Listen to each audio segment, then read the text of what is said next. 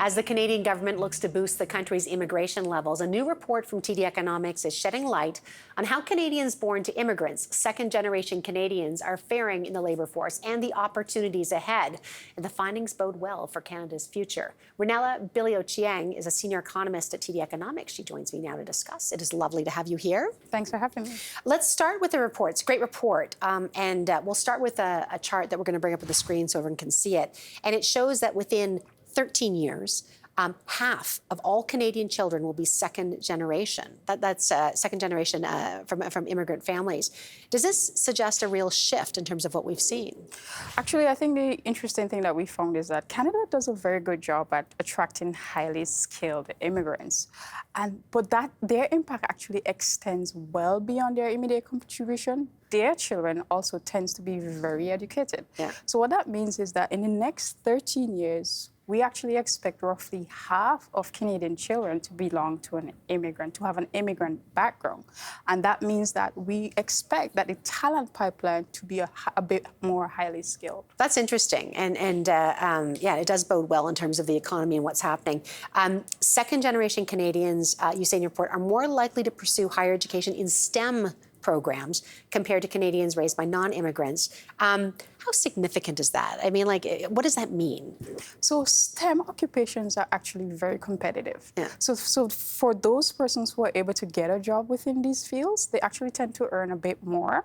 And what's also important is that these occupations are actually associated with the creation of new technologies. And that's a good thing for both workers and businesses, because as you think of the importance of AI as we move forward as a nation, more and more businesses are actually going to lean on these types of skill sets. So it's actually good for workers who are actually equipped with these skills. And not only are they equipped with these skills, but your report says that they will have these skills, which will be more prevalent because of the demographics you talked about, but they are more likely to go into management as compared to their parents. That's good. And I think that's something that we really wanted to call out in the report, because we often know the struggles that a lot of immigrants face when they come to Canada, but second generation, they do a lot better than their parents. And I think that's something that we could celebrate as a nation, because we know that they tend to ascend into management roles at a comparable rate like their peers who are born to actually Canadian parents. So I think that's something that's worth celebrating and acknowledging, both for parents and the second generation cohort.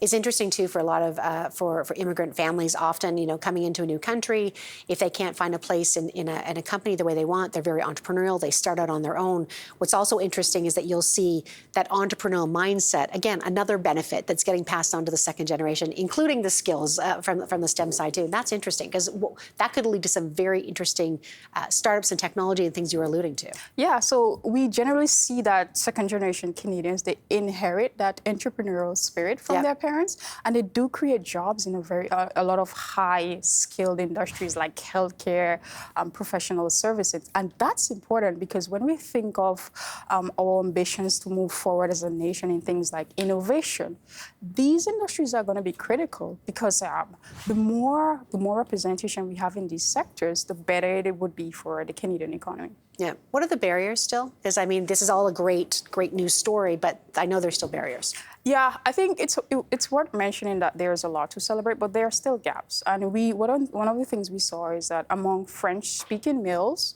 they tend to earn a wage gap. That's roughly 8%.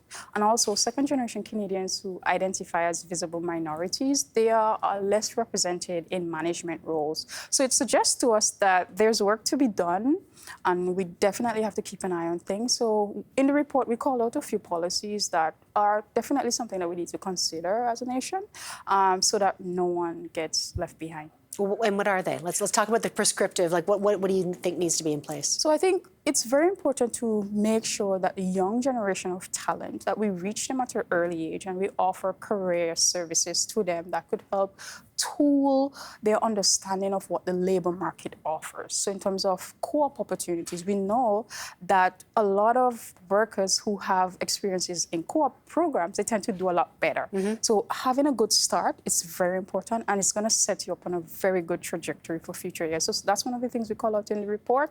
And there's certainly a lot more, a bit more to unpack right now. All right. Well, Rannella, it was great to have you here. Thanks so much. My pleasure.